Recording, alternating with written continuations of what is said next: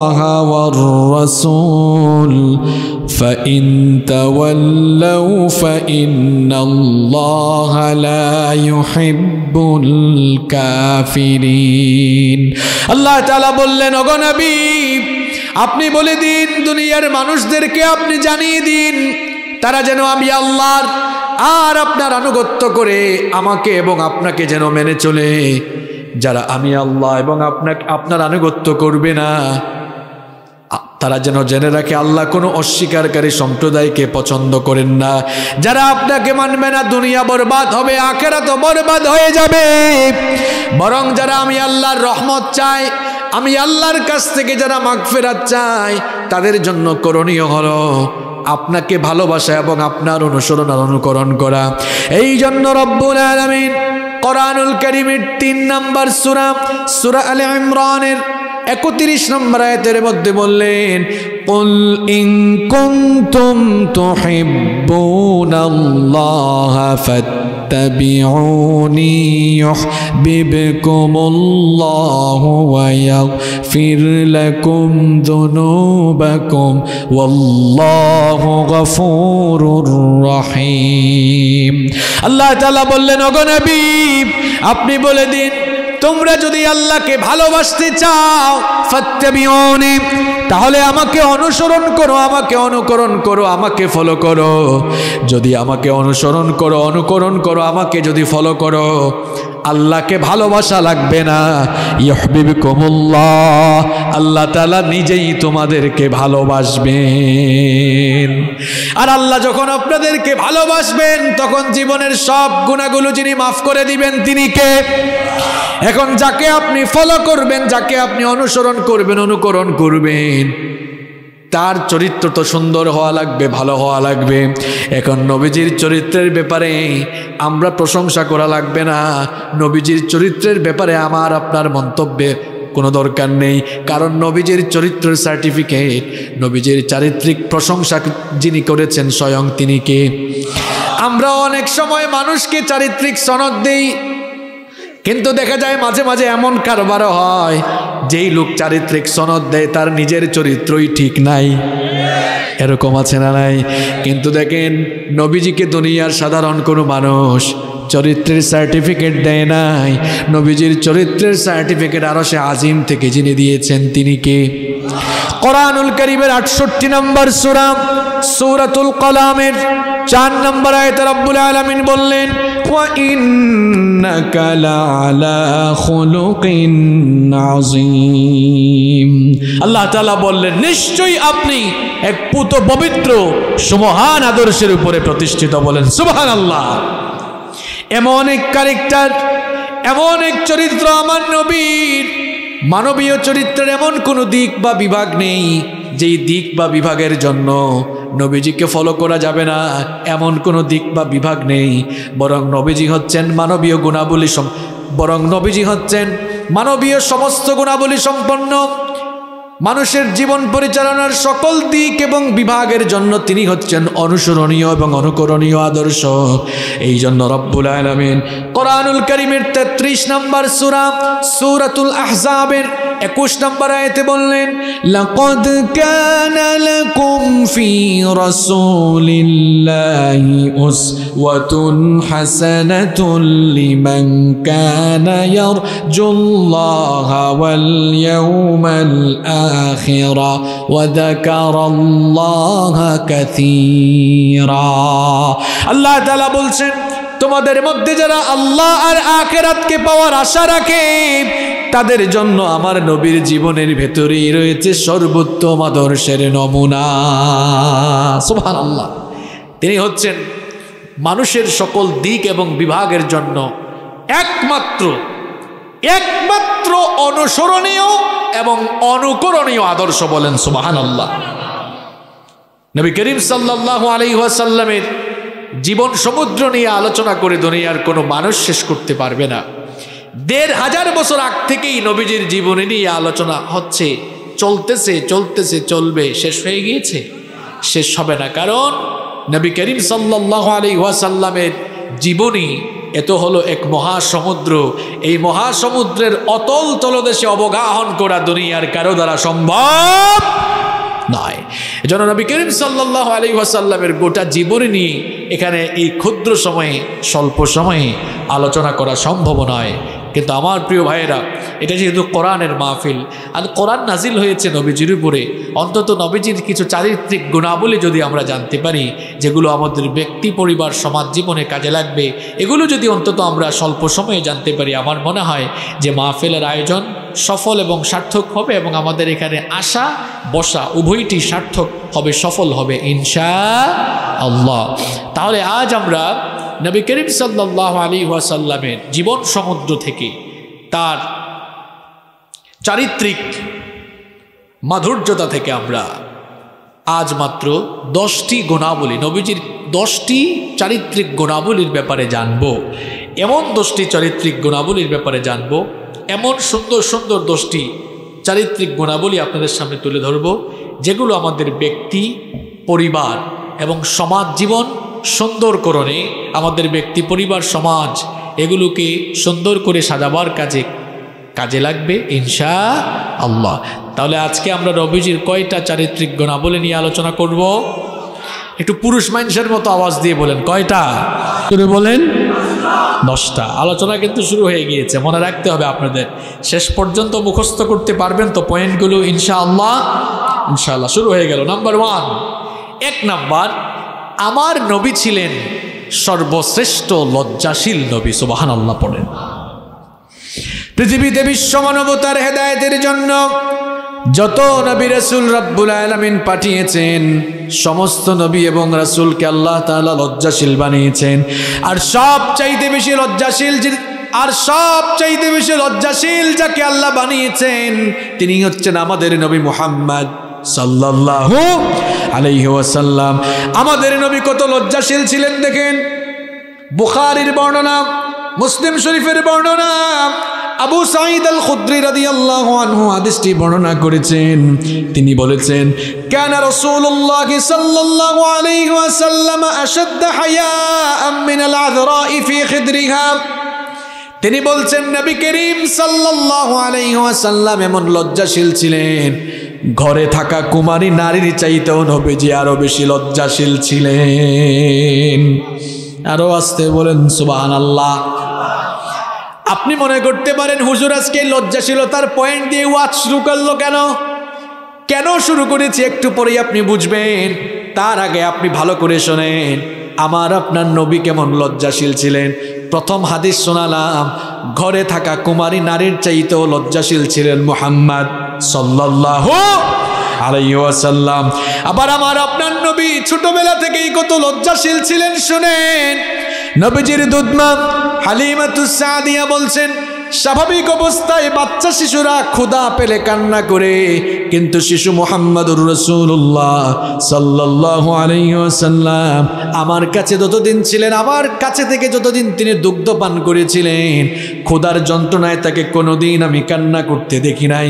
বরং যখনই তার সতর মুবারক থেকে কাপড় সরে যেত তখন তিনি কান্না করতেন। আবার আমি যখন গিয়ে সতরটা ঢেকে দিতাম সঙ্গে সঙ্গেই তিনি কান্না বন্ধ করে দিতেন। আমার আপনার নবী কত লজ্জাশীল শুনেন। আরেকটি হাদিস শুনেন, জাবের বিন আব্দুল্লাহ রাদিয়াল্লাহু আনহু বলেছেন, নবী করিম সাল্লাল্লাহু আলাইহি ওয়াসাল্লাম নবুয়ত পাওয়ার আগে কাবা ঘর রিকনস্ট্রাকশনের কাজে অংশ নিয়েছিলেন। কাবা ঘর পুনর্নির্মাণের কাজে তিনি পার্টিসিপেট করেছিলেন। সেই সময় নবীজির সঙ্গে নবীজির চাচা আব্বাস রাদিয়াল্লাহু আনহু পাথর ভাঙছিলেন, আর নবীজি পাথর কাঁধে বহন করে এগিয়ে যাচ্ছিলেন। নবীজির চাচা আব্বাস রাদিয়াল্লাহু আনহু বললেন, ভাতিজা, এই যে তুমি পাথর কাঁধের মধ্যে নিয়েছো, এই ধুলাবালিগুলো তোমার শরীরে লেগে শরীরটা ময়লা হয়ে যাবে। আর তুমি যে কাঁধের মধ্যে পাথর নিয়েছো, পাথরের দাগ তোমার কাঁধে পড়ে যেতে পারে। বাবারে, এক কাজ করো, তহবনটা লুঙ্গিটা খুলে কাঁধে রাখো, তারপরে যদি তুমি পাথর বহন করো তাহলে তোমার গায়ে কোনো বালি পড়বে না এবং তোমার কাঁধের মধ্যেও কোনো দাগ পড়বে না। এই কথা শোনা মাত্রই নবীজি বললেন, চাচা গো, কি করে আমি আমার তহবন খুলবো? আমি যদি আমার তহবন খুলে ফেলি তাহলে তো আমার সতর প্রকাশিত হয়ে যাবে। আমার তো লজ্জা লাগবে, শরম লাগবে, আল্লাহর কসম আমি এই কাজ কখনো করতে পারবো না। আব্বাস রাদিয়াল্লাহু আনহু তার ভাতিজা আমাদের নবী মুহাম্মদুর রাসূলুল্লাহ বলেন সাল্লাল্লাহু আলাইহি ওয়াসাল্লামের প্রতি দয়া প্রবেশ হয়, তিনি যখনই তহবন্দটা খুলতে যাবেন নবীজির সঙ্গে সঙ্গে বেহুশ হয়ে গেলেন। যখন তার হুঁশ ফিরে আসলো, হুঁশ ফেরা মাত্রই নবীজি বললেন আমার তহবন্দ কোথায়, তহবন্দ কোথায়? যখন দেখলেন তার তহবন্দ ঠিকঠাক আছে তখন তিনি স্থির থাকলেন। এই ছিল আমার আপনার নবীর লজ্জাশীলতা। আপনি বলবেন হুজুর আজকে ওয়াজ শুরু করলেন লজ্জা শরম দিয়া কেন? এর কারণ হলো আল হায়া শুবাতুম মিনাল ঈমান। লজ্জাশীলতা হচ্ছে ঈমানের অংশ। যার মধ্যে লজ্জা নাই তার মধ্যে ঈমান নাই। আমার আপনার নবী বিশ্ব নবী মুহাম্মদুর রাসূলুল্লাহ পড়েন সাল্লাল্লাহু আলাইহি ওয়াসাল্লাম, যেই নবী ছোট কাল থেকে লজ্জাশীল ছিলেন সেই নবীর উম্মতগুলো পুরুষ হোক নারী হোক হায়া শরম ছেড়ে দিয়ে আজ কেমন বেহায়া হয়েছে দেখেন। সেই নবীর উম্মতের পুরুষগুলো আজ কেমন বেহায়া হয়েছে দেখেন। সতর নামাইতে নামাইতে, লুঙ্গি প্যান্ট পায়জামা নামাতে নামাতে টাকনুর নিচে জুতার নিচে নিয়ে ফেলেছে। অবশ্য এই কাজ কারবার কক্সবাজারে নাই। ভালো করে এই হাদিসটি শুনুন। নবীজি বলেছেন কিয়ামতের দিন ওই বান্দার দিকে আল্লাহ তাকাবেন না, তার সঙ্গে আল্লাহ কথা বলবেন না, তাকে জাহান্নামের আযাব থেকে মুক্তি দিবেন না, তাকে আল্লাহ পবিত্র করবেন না। চারটা কথা বলেছি, কান খাড়া করে শুনুন। যুবক ভাইরা তোমরা ভালো করে আমার কথাগুলো শোনো। নবীজি বলেছেন কিয়ামতের দিন ওই লোকটার দিকে আল্লাহ তাকাবেন না, তার সঙ্গে আল্লাহ কথা বলবেন না, তাকে আল্লাহ পবিত্র করবেন না, তাকে আল্লাহ জাহান্নামের আগুন থেকে বাঁচাবেন না, রেহাই দিবেন না। সাহাবীরা বললেন নবী গো কার ব্যাপারে আপনি এমন ভয়ঙ্কর কথা বললেন? নবীজি বললেন যেই পুরুষ তার টাকনুর নিচে কাপড় ঝুলায়। এজন্য আমার বাবাদেরকে বলবো, আমার যুবক ভাইদেরকে বলবো, লুঙ্গি যখন আমরা পরবো, প্যান্ট যখন পরবো, পায়জামা যখন পরবো, টাকনুর উপরে পরবো নাকি আমরা নিচে পরবো? যুবকরা কই হুজুর টাকনুর উপরে উঠাবো কেমনে? দেখতে তো খ্যাত খ্যাত আনস্মার্ট লাগে। এই যে আমরা জুব্বা পরি, আমার জুব্বা কিন্তু টাকনুর উপরে, পায়জামাও কিন্তু টাকনুর উপরে। দেশ বিদেশে ঘুরি, কোনো মানুষ কখনো বলে না একটা আনস্মার্ট খ্যাত, কোনোদিনও বলে বলে বলে কেউ? মনে রাখবেন নবীর সুন্নাত মানার ভেতরে স্মার্টনেস আছে, ঠিক কিনা বলেন? এই জন্য আমার যুবক ভাইগুলোকে বলবো প্যান্টটা টাকনুর উপরে উঠায় পড়ো, লুঙ্গিটা টাকনুর উপরে উঠাও, পায়জামাটা টাকনুর উপরে উঠাও। আর যুবকগুলো হায়া চরম কেমনে ছেড়ে দিল দেখেন। যুবকগুলো দেখা যায় কেউ কেউ তো আছে জুতার নিচে কাপড় একেবারে নিয়ে গিয়েছে, কেউ আবার উঠাইতে উঠাইতে এরপরে হাঁটুর উপর উঠাই ফেলছে, হাফ প্যান্ট পরে হাঁটে। এই রকম বেহায়া বেশরম যুবক এই এলাকায় নাই? কি বাবার হাঁটুর উপর কাপড় উঠে গেল কেন? আমার যুবক ভাইদেরকে বলবো আমার আপনার নবী এমন ছিলেন না। হায়া শরম একটু নিজের মধ্যে পয়দা করো, নিজের কাপড় চোপড় ঠিকঠাক করো। কারণ আল হায়া শুবাতুম মিনাল ঈমান, লজ্জাশীলতা ঈমানের অংশ। লজ্জা শরম ছেড়ে দিও না, লজ্জা শরম ছেড়ে দিয়ে এখন তো মেয়েদের পেছনে পেছনে ঘোরো। মেয়েদের পেছনে পেছনে ঘোরা এটা ইসলামের তরিকা নয়, নবীদের তরিকা নয়। ঘটনাটা একটা মনে পড়ছে, আমি কি বলবো, সব নবীরাই লজ্জাশীল ছিলেন। তুমি যে এখন মেয়েদের পেছনে পেছনে ঘোরো। এবার শোনো, খুব সুন্দর একটা ঘটনা যুবক তোমাকে শোনাই। মুসা নবীর নাম আমরা জানি কি জানি না? এটা নরম নবী না গরম নবী? ফেরাউনের বংশের একটাকে এক থাপ্পড় দিয়ে দুনিয়া থেকে বিদায় করে দিলেন।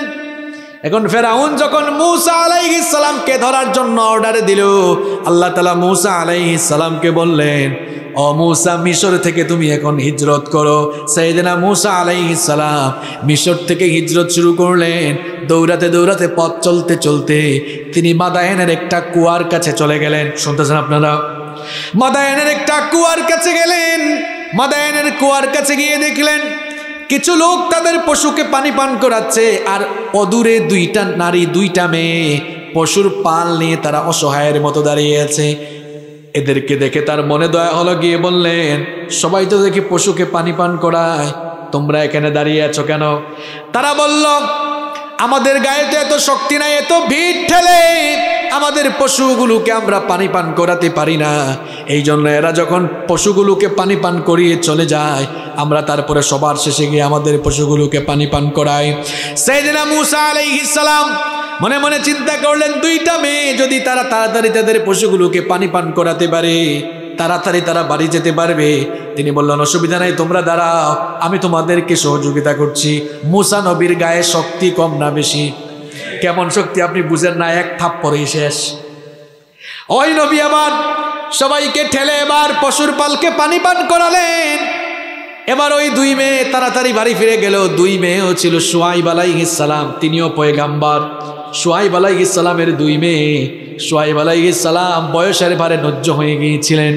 জিজ্ঞেস করলেন, কি ব্যাপার মেয়েরা, প্রত্যেক দিন তো বাড়িতে দেরি করে আসো, আজ কেন এত তাড়াতাড়ি ফিরলে? মেয়েরা ঘটনা শোনারা বলল, এক যুবক কোন জায়গা থেকে জানি আসছে, আমাদেরকে সহযোগিতা করেছে। যুবকটা বড়, এই যুবকটা আমাদেরকে সহযোগিতা করার কারণে আজকে তাড়াতাড়ি বাড়িতে ফিরতে পেরেছি। শুআইব আলাইহিস সালাম মেয়েদেরকে বললেন, যেহেতু সে তোমাদেরকে সহযোগিতা করেছে, তাকে ডেকে নিয়ে আসো, আমি তাকে পুরস্কৃত করতে চাই। এবার এক মেয়ে চলে গেল। শুআইব আলাইহিস সালামের কথা অনুযায়ী মেয়ে চলে গেল, গিয়ে দেখলো মূসা আলাইহিস সালাম একটি গাছের নিচে বিশ্রাম করছেন। মেয়ে গিয়ে বলল, আমাদের বাবা আপনাকে ডেকেছেন, তিনি আপনাকে পুরস্কৃত করতে চান। মূসা আলাইহিস সালাম এবার বললেন, ঠিক আছে আমি যাব, তবে তুমি আমার সামনে হাঁটবা না। যুবক ভালো করে শোনো, মূসা নবী বললেন, তুমি আমার সামনে হাঁটবা না, পেছনে হাঁটো।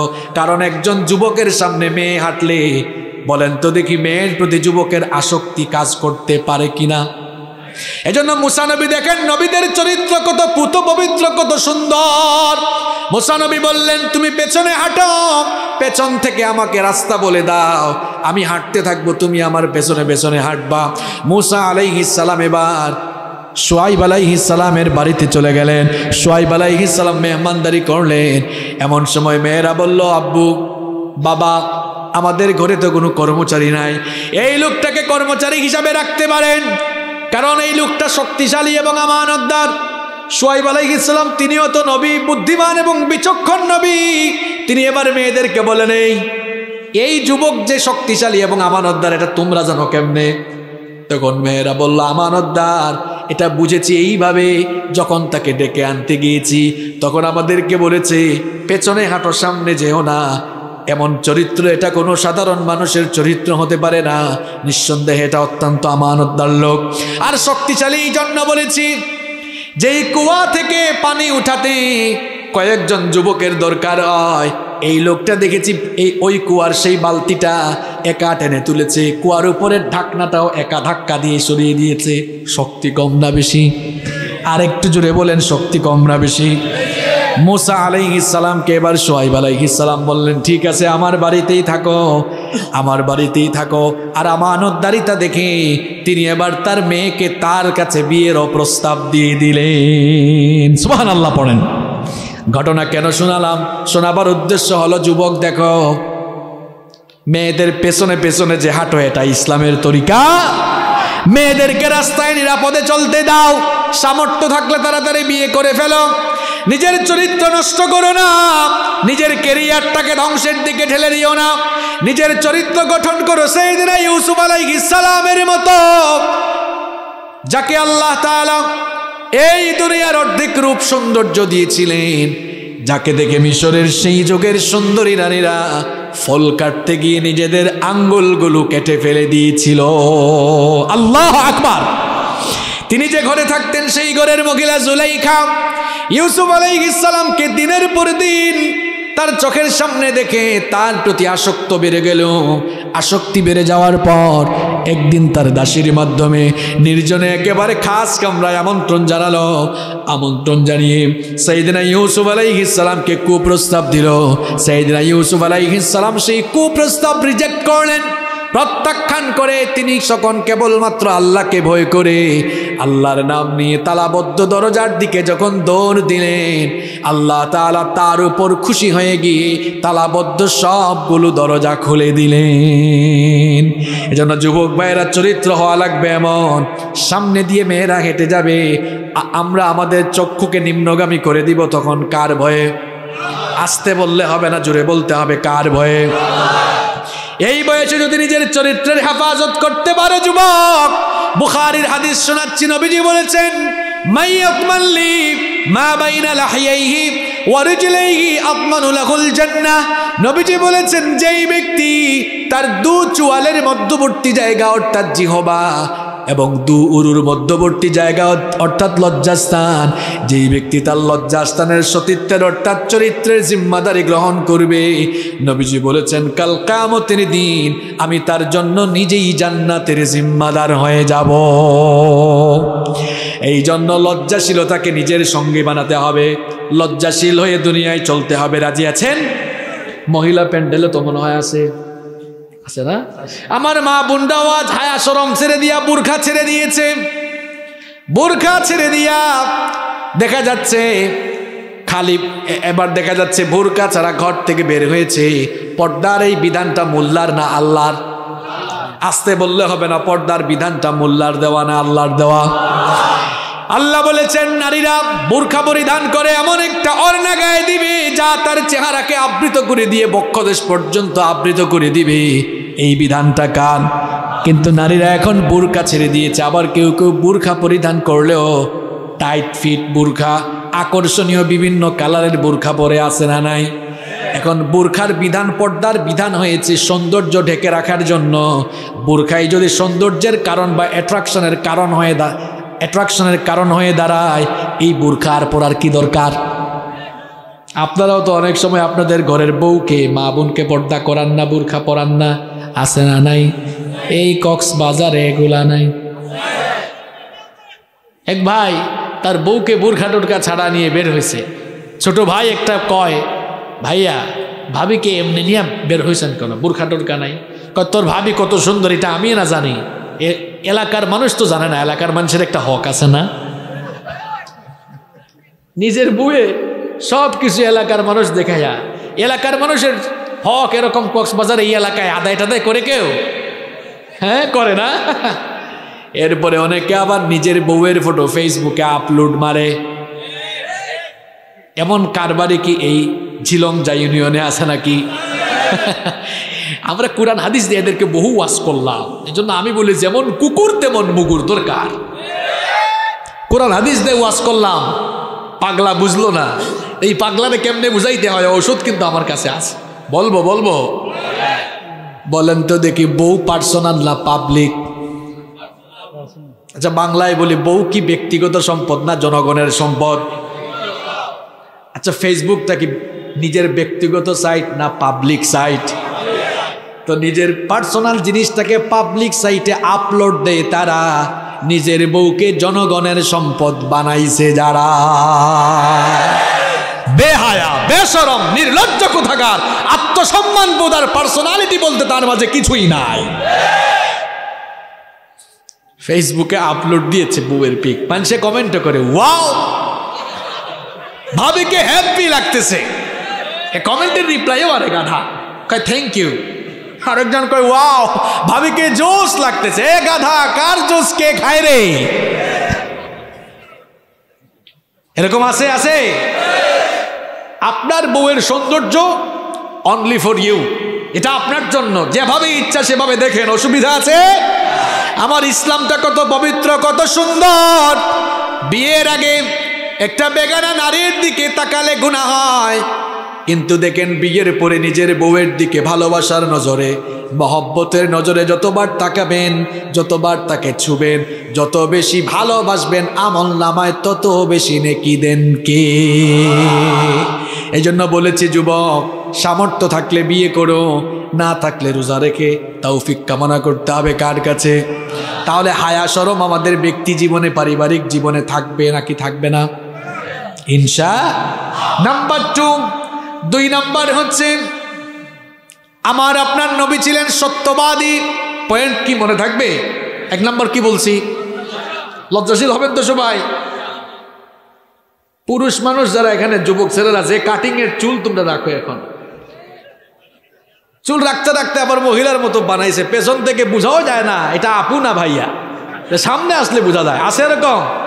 আবার এখন দেখলাম যুবকরা কাটিং করে চুল রাখে, কোনো দিকেই চুল নাই, মাঝখানে চুল, দেখলে মনে হয় পাখির বাসা বানাইছে চুলের মধ্যে। এরকম আছে? একটু ভদ্রভাবে চুল রাখো, সুন্দরভাবে রাখো। আবার অনেকে এখন কি নেইমার না নাইমার, নাম কি জানি, নেইমার, নেইমার কাটিং, মাসি কাটিং, মাসি না মেসি, মেসি, এইসব কাটিং চুল রাখে। আবার অনেকে দেখলাম চুল রেখে এরকম মানে কি বলে ভেড়ার মতো কি জানি আবার লাগায়, মানে চুলগুলো কেমন করে ফেলে। অনেকে আবার এদিকে টান মারে, ওইদিকে টান মারে, এমন কাটিং মনে এই অঞ্চলে নাই। কিরে এত বেহায়া হইছো কেন? এটা কোন জাতের চুল রাখো? আর মেয়েরাও হায়া শরম ছেড়ে দিয়া এখন, ইসলামের বিধান তো নাই এখন। এই যে ব্রু প্লাক করে, আসে ব্রু না দিলে তো আপনাকে দেখতে শিলামুরগি লাগতো। ব্রু আল্লাহ তাআলা দিয়েছেন সৌন্দর্য বর্ধনের জন্য, এটাকে আপনি শাসেন কেন? ব্রু প্লাক করাকে হারাম করে দিয়েছেন কে? এটা করতে যাবেন না। আমরা ইসলাম মানবো, ইসলাম মানার ভেতরেই কল্যাণ আছে না নাই? 2 নম্বর, আমার আপনার নবী ছিলেন সত্যবাদী নবী। কিন্তু আপনি ডেইলি কয়টা যে মিথ্যা বলেন, খাতায় হিসাব করলে খাতা ভরে যাবে।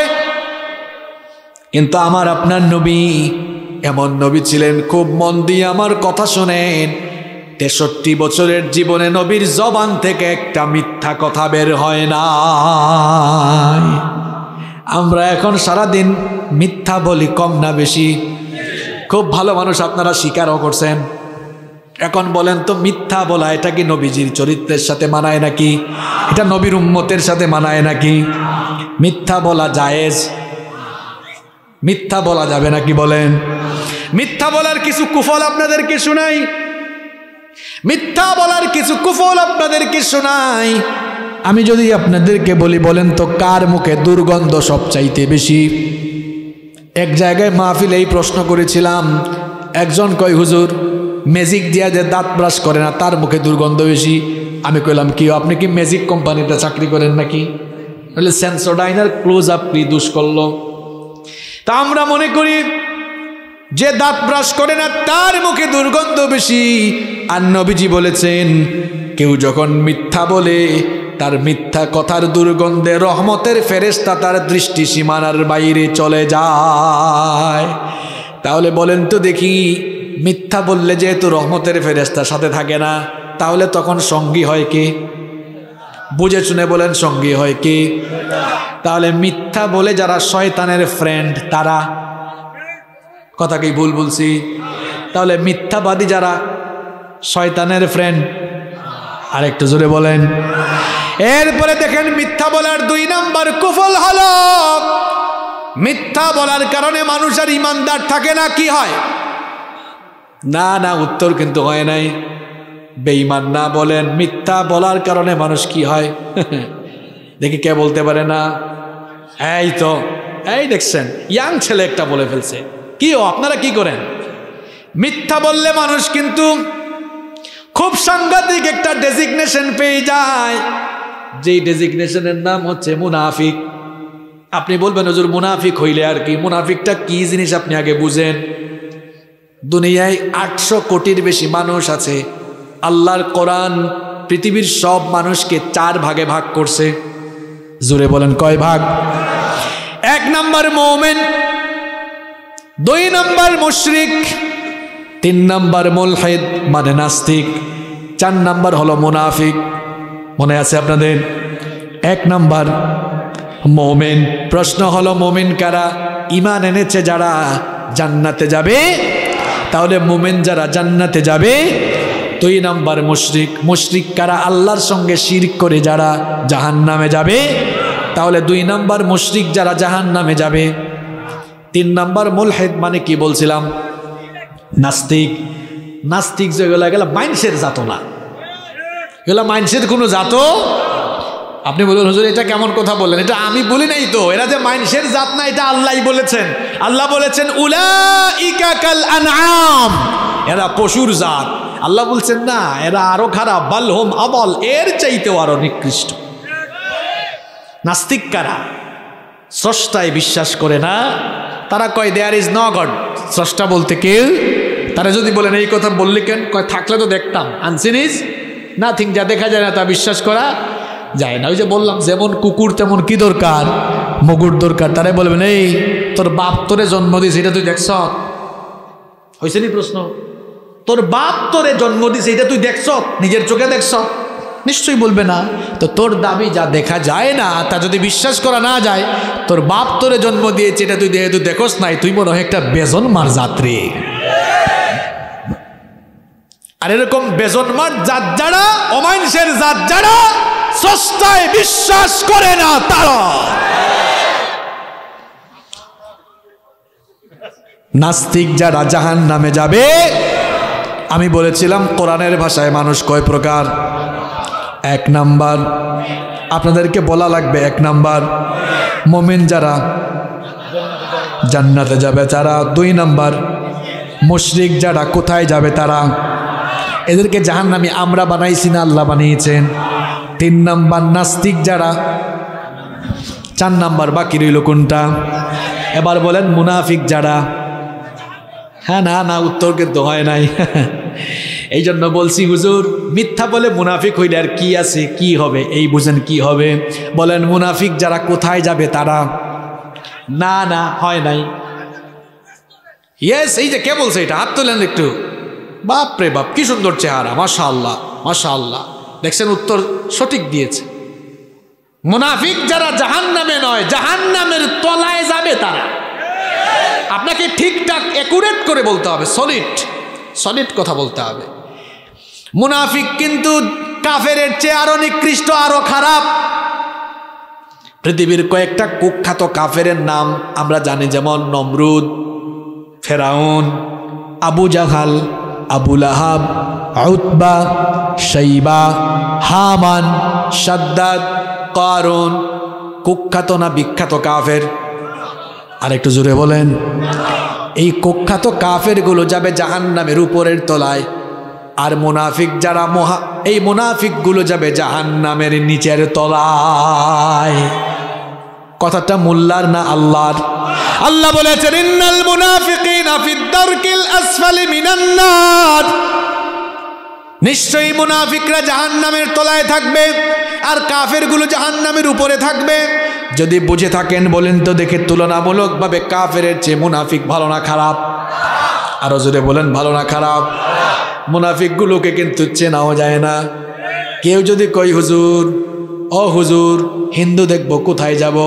আমি বলবো ভারতে একটা সফর দিয়া দেখেন, ডানে বামে চতুর্দিকে হিন্দু পাবেন, কোটি কোটি হিন্দু সেখানে আছে না নাই? কেউ দেখতে চায়, আমি বলবো মিয়ানমারে যান, চীনে যান। কেউ যদি কই হুজুর খ্রিস্টান দেখবো, আমি বলবো আমেরিকা, ইংল্যান্ডে যান। কেউ যদি বলে হুজুর ইহুদি দেখবো, বলবো ইসরায়েলে যান।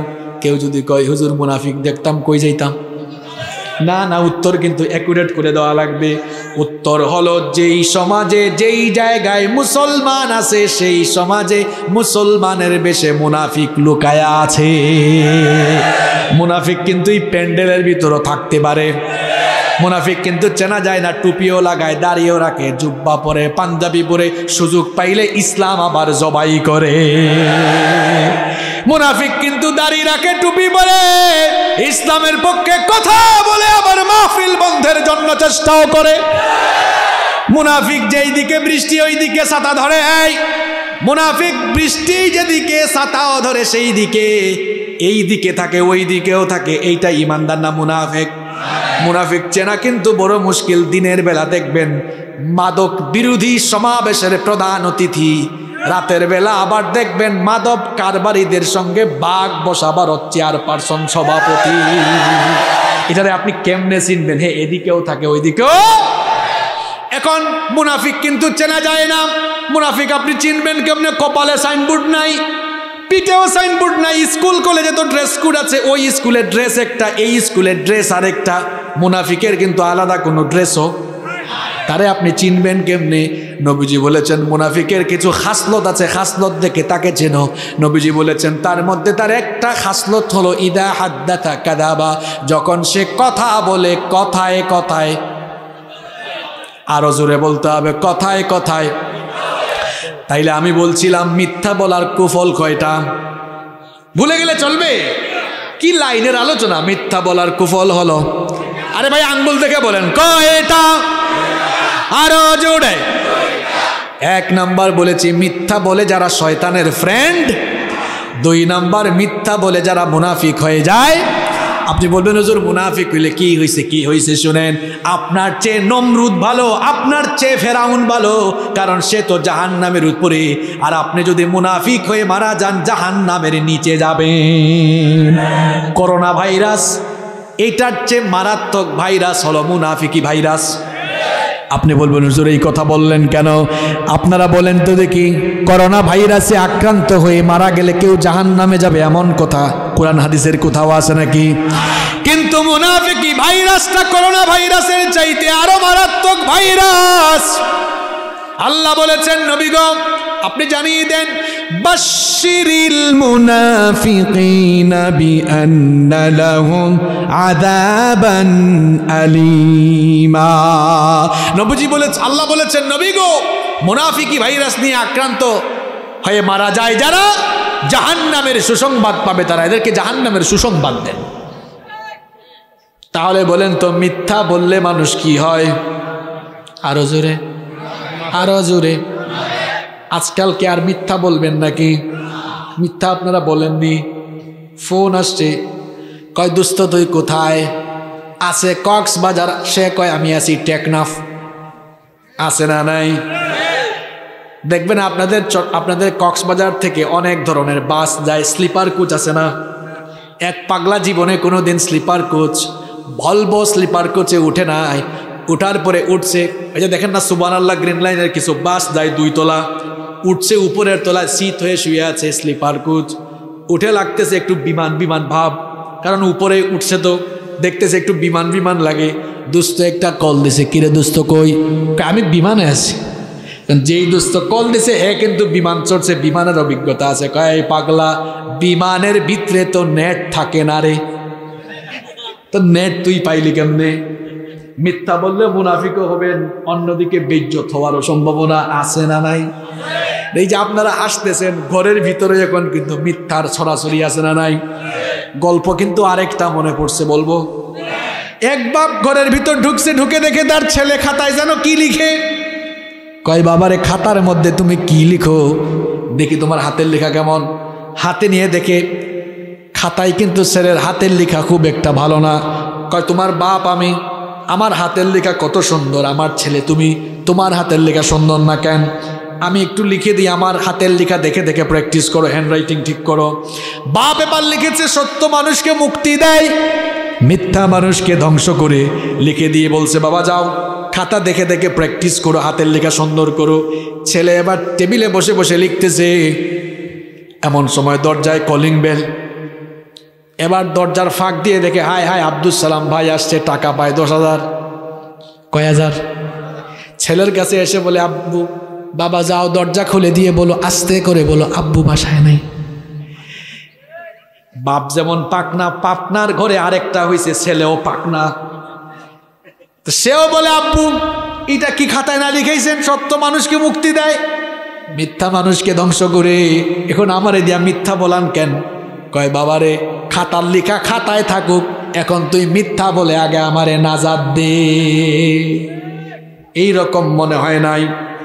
আপনি আপনার ছেলে মেয়ের সামনে মিথ্যা বললে আপনার ছেলে মেয়ে আপনার কাছ থেকে কিন্তু ওই মিথ্যাটা শিখবে। এজন্য খবরদার ছেলে মেয়ের সামনেও মিথ্যা বলবেন না। আমি নবীজির কথা বলছিলাম, আমার নবীর 2 নম্বর চারিত্রিক গুণাবলী বলছিলাম। এমন নবীর উম্মত আমরা, যেই নবীর জবান থেকে জীবনে কোনোদিন একটা মিথ্যা কথা বের হয় নাই। মুসলমানরা আর কি বলবে, কাফেররা পর্যন্ত সাক্ষ্য দিয়েছে মুহাম্মদকে আমরা জীবনে কোনোদিন মিথ্যা বলতে শুনি না। বলেন ওই নবীর উম্মত হিসাবে আমরা মিথ্যা বলা যাবে নাকি? মিথ্যা কারা কারা এখন থেকে বলবেন? হাত তুলেন। বোঝা যাচ্ছে মনোযোগ আছে। এখন থেকে সত্য কথা বলবো, সত্য পথে চলবো, রাজি আছেন? আল্লাহ তৌফিক দান করুন। কষ্ট হচ্ছে আপনাদের? শেষ করে দিব। এবার শুনেন, নবীজির 3 নম্বর চারিত্রিক গুণাবলীর কথা বলি। আমার নবী ছিলেন সবচাইতে শ্রেষ্ঠ আমানতদার। আমানতের খেয়ানত এখন আমাদের সমাজে কম। আরো আসতে বলেন। আমার নবী কেমন আমানতদার ছিলেন শুনেন, খুব ভালো করে শুনেন। ঘটনা কিন্তু আরেকটা মনে পড়ছে। নবী করিম সাল্লাল্লাহু আলাইহি ওয়াসাল্লাম আল্লাহর দ্বীনের দাওয়াত দিলেন। কাফের মুশরিকরা নবীদের দাওয়াতের বিরোধী হয়ে দাঁড়ালো। নবীদের দাওয়াতকে বাধাগ্রস্ত করার জন্য বিভিন্ন অপকৌশল তারা গ্রহণ করলো। শেষ পর্যন্ত আমার নবীকে তারা প্রাণে মেরে ফেলার জন্য প্রস্তুতি নিল। রব্বুল আলামিন তখন তার নবীকে মক্কা থেকে মদিনায় হিজরতের জন্য আদেশ দিলেন। নবীজি হিজরতের রাতে যখন মক্কা ছেড়ে চলে যাবেন, তার চাচাতো ভাই নবীজির সাহাবী আলী রাদিয়াল্লাহু আনহুকে ডাকলেন। ডেকে বললেন, ও আলী, আমার বিছানায় তুমি শুয়ে থাকো। কাফেররা তাহলে মনে করবে আমি ঘরে আছি, আর এই সুযোগে আমি রাতে রাতে মক্কা ত্যাগ করতে পারবো। আর আলী গো, তোমার কাছে আমি একটা দায়িত্ব দিতে চাই, সেই দায়িত্ব তুমি সঠিকভাবে পালন করতে পারবে নাকি বলো? আলী রাদিয়াল্লাহু আনহু তখন বললেন, ওগো আল্লাহর নবী, কোন দায়িত্ব আমাকে বলেন, সেই দায়িত্ব পালনের জন্য আমি আমার জীবনটাকে বিলিয়ে দিতেও রাজি। নবীজি তখন বললেন, আলী গো, এই কাফের মুশরিকটা তো আমাকে প্রাণে মেরে ফেলার জন্য প্রস্তুতি নিচ্ছে, এদের কারণেই তো আমি মক্কা থেকে চলে যাচ্ছি। কিন্তু এদেরই কারো কারো টাকা পয়সা, সোনা দানা, ধন সম্পদ আমার কাছে গচ্ছিত রাখা, আমানত রাখা। আমি তো এই আমানতগুলো ফিরিয়ে না দিয়ে আমি যদি চলে যাই, আমি আল্লাহর কাছে অপরাধী হয়ে যাব। হতে পারে তারা আমাকে কষ্ট দিচ্ছে, মেরে ফেলতে চাইছে, কিন্তু তাদের আমানতগুলোর খেয়ানত করা তো আমার জন্য শোভা পায় না। এই নাও লিস্ট দেখে দেখে যাদের আমানত আমার কাছে জমা আছে, ঠিকঠাকভাবে তাদের আমানতগুলোকে তাদের কাছে পৌঁছায় দিবা। এবার ভাইরা বলেন তো দেখি, ওই জায়গায় আপনি থাকলে কি করতেন? আপনার শত্রু আপনাকে কেউ মেরে ফেলতে যাইতেছে, কিংবা এক সময় হয়তো আপনার কাছে আমানত রেখেছিল, এখন আপনার সঙ্গে শত্রুতা হয়েছে। আপনি তো এমন স্বার্থপর মানুষ, আপনি বলবেন যা রাখছিলে আগে, এখন আর কিছুই পাবি। এটা আমার আপনার চরিত্র। আর নবীজিকে যারা মেরে ফেলতে চাইছে, আলী রাদিয়াল্লাহু আনহুকে ডেকে বলছেন, আলী, যার আমানত যার কাছে ঠিক মতো ফিরাইয়া দিবা। সুবহানাল্লাহ। আরে ভাই, আপনি শত্রুকে কি ফিরাইয়া দিবেন? আপনি তো ভাই হয়ে ভাইয়ের সম্পদ পর্যন্ত মেরে খেয়ে ফেলেন, আছে না নাই? ভাই হয়ে নিজের ভাইকে জায়গা সম্পদ থেকে বঞ্চিত করে দেন, এইরকম মানুষ আছে না নাই? আপনি তো এমন কারবারি, আপনি সুযোগ পাইলেই কিন্তু চুরি চামারি বাদ দেন না। আরে ভাই, আমরা তো খাটের নিচে জুতা রাখি, শেষরা চোর আর চামাররা খাটের নিচে তেলও কিন্তু লুকায়া রাখে। আমানতের খেয়ানত এখন চতুর্দিকে চলছে। মনে রাখবেন, আমানতের খেয়ানত 2 জিনিসের আলামত। বুঝে থাকলে বলেন, আমানতের খেয়ানত কই জিনিসের আলামত? 1 নম্বর আমানতের খেয়ানত মুনাফিকের, 2 নম্বর আমানতের খেয়ানত কিয়ামতের। নবীজিকে একদিন জিজ্ঞেস করা হলো, মাতাসা, ওগো আল্লাহর নবী, কিয়ামত কখন হবে? নবীজি বললেন, ইদা দুইয়াতিল আমানাতি ফান্তাজিরিস সাআ, যখন চতুর্দিকে আমানতের খেয়ানত শুরু হয়ে যাবে, তখনই কিয়ামত এসে যাবে।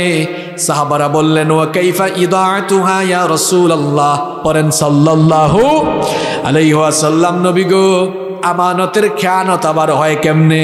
নবীজি বললেন, ইদা উসনিদাল আমরু ইলা গায়রি আহলিহি ফান্তাজিরিস সাআ, যখন যোগ্যতার জায়গাগুলোতে অযোগ্য মানুষ বসে যাবে, আমানতের খেয়ানত হবে, কিয়ামত নিকটবর্তী হয়ে যাবে। এখন কিন্তু তাই হচ্ছে। মসজিদ কমিটির সভাপতি হওয়ার যোগ্যতা নাই, মসজিদ কমিটির সভাপতি। বক্তা হওয়ার যোগ্যতা নাই, বক্তা হয়ে গেছে। সভাপতি হওয়ার যোগ্যতা নাই, সভাপতি হয়ে গেছে। মুহতামিম হওয়ার যোগ্যতা নাই, মুহতামিম। প্রিন্সিপাল হওয়ার যোগ্যতা নাই, প্রিন্সিপাল। মেম্বার হওয়ার যোগ্যতা নাই, চেয়ারম্যান।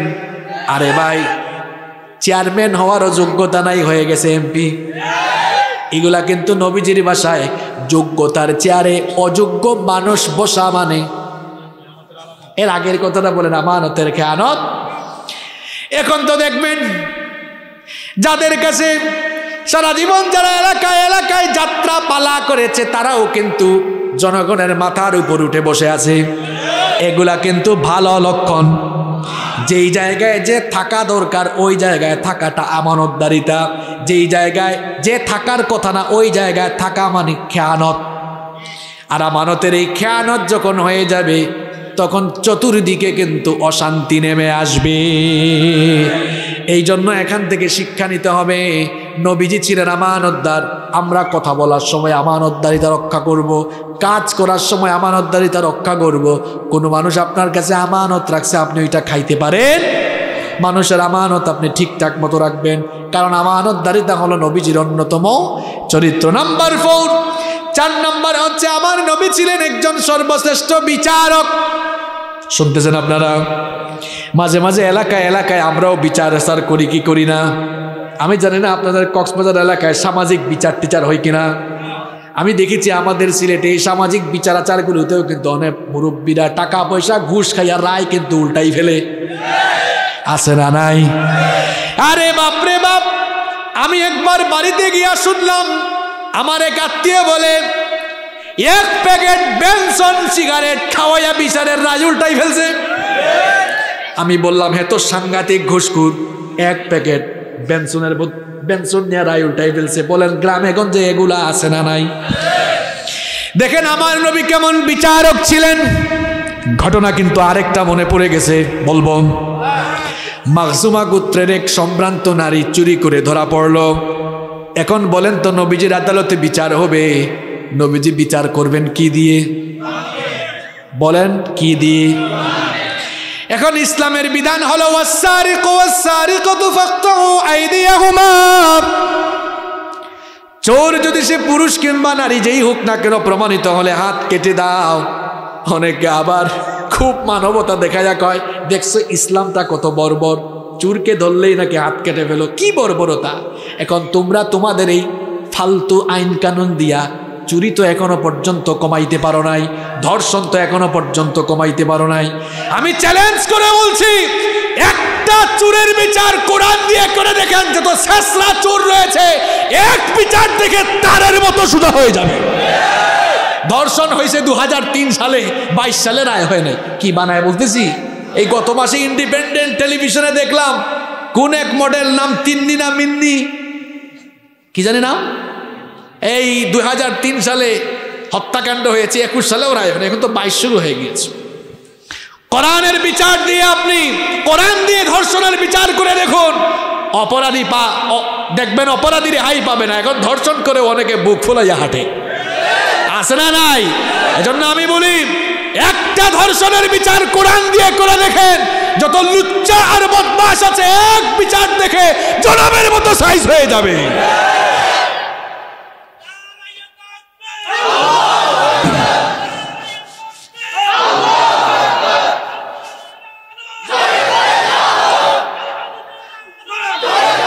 আমার ভাইরা আবার শুনেন, সেই সম্ভ্রান্ত নারী যখন চুরি করে ধরা পড়ল, সাহাবায়ে কেরাম একত্রিত হয়ে পরামর্শ করছেন, এত সম্ভ্রান্ত বংশের একজন মহিলা, নবীজি যদি তাকে চুরির রায় দিতে গিয়ে যদি হাত কাটার রায় দিয়ে দেন, ওই বংশের মান-ইজ্জত থাকবে না। এই জন্য তারা পরামর্শ করতেছেন নবীজিকে একটু সুপারিশ করা দরকার, যেন রায়টা একটু শিথিল করে ফেলেন। দেখেন এখন কে নবীজির কাছে এই সুপারিশ নিয়ে যাবেন? কারো সাহস হয় না। পরামর্শ করে উসামা ইবনু যায়েদ রাদিয়াল্লাহু আনহুকে তারা সিলেক্ট করলেন। বললেন, ও উসামা, তোমাকে তো নবীজি মহব্বত করেন, তুমি নবীজির কাছে এই সুপারিশটা নিয়ে যাও। উসামা ইবনু যায়েদ রাদিয়াল্লাহু আনহু সবার পরামর্শক্রমে যখন নবীজির কাছে এই সুপারিশ নিয়ে গেলেন, সঙ্গে সঙ্গে নবীজি মিম্বরে দাঁড়ালেন। মিম্বরে দাঁড়িয়ে সবাইকে সামনে রেখে খুতবা দিলেন, আমার সাহাবীরা শুনো, এক মহিলা চুরি করে ধরা পড়েছে সম্ভ্রান্ত বংশের হওয়ার কারণে, তার বেলায় রায় শিথিল করতে বলতেছো।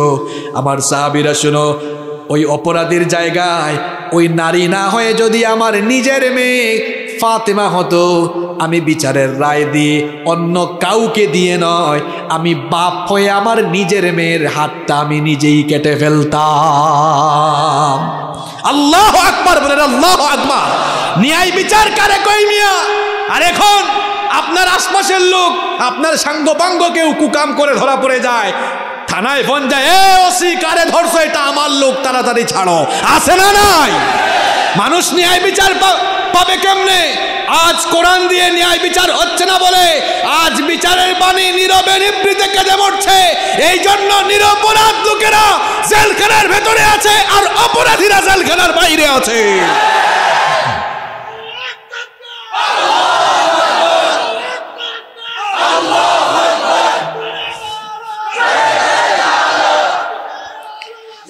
সম্মানিত ভাইয়েরা, সম্মানিত ভাইয়েরা, এই ভাই থামেন। সম্মানিত ভাইয়েরা, হৃদয়টা ক্ষতবিক্ষত হয়ে যায় আমরা যখন টিভির স্ক্রিনে দেখি দাগী আসামিদেরকে, খুনি লম্পটদেরকে হাতে করা কিংবা হাত করা ছাড়া আদালতে হাজির করা হয়, আর বড় বড় মুফতি মুহাদ্দিসদেরকে হাতে পায়ে রশি বেঁধে যখন আদালতে হাজির করা হয়, আমাদের হৃদয়টা ফেটে যায়।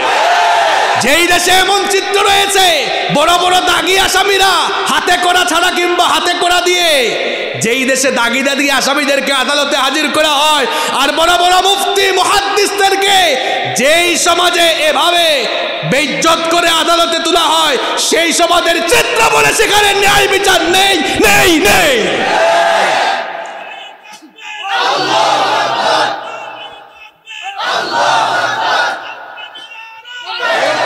সম্মানিত ভাইয়েরা, ন্যায় বিচার এখান থেকে শিখুন, ন্যায় বিচার এখান থেকে শিখুন। আপনি যদি ন্যায় বিচার করেন তাহলে মনে রাখবেন, সামাজিক বিচার হোক, আদালতের বিচার হোক, পারিবারিক বিচার হোক, যে কোনো বিচারে ফয়সালার ক্ষেত্রে, মীমাংসার ক্ষেত্রে যদি আপনি ন্যায় নীতি অবলম্বন করেন, বুখারী, মুসলিম, তিরমিজি বিখ্যাত হাদিসের 3টি গ্রন্থে হাদিস বর্ণিত হয়েছে। নবীজি বলেছেন, কিয়ামতের দিন সাবআতুন ইউযিল্লুহুমুল্লাহু ফি যিল্লিহি ইয়াওমা লা যিল্লা ইল্লা যিল্লু। কিয়ামতের কঠিন দিনে যখন আল্লাহর আরশের ছায়া ছাড়া আর কোনো ছায়া থাকবে না, 7 শ্রেণীর মানুষকে রব্বুল আলামিন আরশের ছায়ার নিচে জায়গা দিবেন। এর মধ্যে 1 শ্রেণীর মানুষ হলো তারা ন্যায় নীতির ভিত্তিতে মানুষের মাঝে বিচার করে যারা। এখন দেখেন, আপনি যদি বিচারের ক্ষেত্রে ন্যায় বিচার করতে পারেন, আরশের ছায়ার নিচে আপনাকে জায়গা দিবেন কে? আর যদি বিচার ফয়সালার সময় মানুষের উপরে অবিচার করেন, আপনাকে আমি আর কোন ভাষায় বলবো, আপনার পূর্বের কেউ কিন্তু দুনিয়াতে নাই, আপনিও থাকবেন না, এটা কনফার্ম। মরার পরে জালেম হয়ে আল্লাহর সামনে দাঁড়ানো লাগবে। ওই মৃত্যুকে ভয় করুন, কবরকে ভয় করুন। খুব ভিআইপি আর ভিআইপি ভাব নিয়ে চলাফেরা করেন। বিমানে উঠলে দেখা যায় বিজনেস ক্লাসের সিট আছে, ইকোনমি ক্লাসের সিট আছে। বাসের মধ্যেও দেখবেন আপনি দেখবেন economy class, business class, sleeper coach. ট্রেনে চলেন, লঞ্চে চলেন, সব জায়গায় ক্লাস আছে। কিন্তু ভাইরে ভাই, আপনি মারা যাওয়ার পরে যেখানে যাবেন কবর, ওই কবরের মধ্যে কিন্তু আলাদা কোনো ক্লাস নাই। কথা বলেন, আছে? যত বড় মানুষই হন না কেন, আপনি কি একটি চক্ষু বন্ধ করে চিন্তা করেন না? দুনিয়া থেকে কত মানুষ চলে গেল, সবাইকেই কিন্তু দামি কাপড় খুলে সাদা কাফন দিয়ে পেঁচায়া এরপরে মাটির তৈরি কবরের মধ্যে রেখে আসা হয়। আবার বর্ষাকালে তো মানুষ মারা গেলে আরেক চিত্র দেখবেন, কবর খুঁড়িয়ার নিচ থেকে কি উঠে। আর নরম বিছানা, দামি বিছানা ছাড়া ঘুম হইতো না, সেই কাদার মধ্যে, পানির মধ্যেই কিন্তু ঘুমাইতে হবে।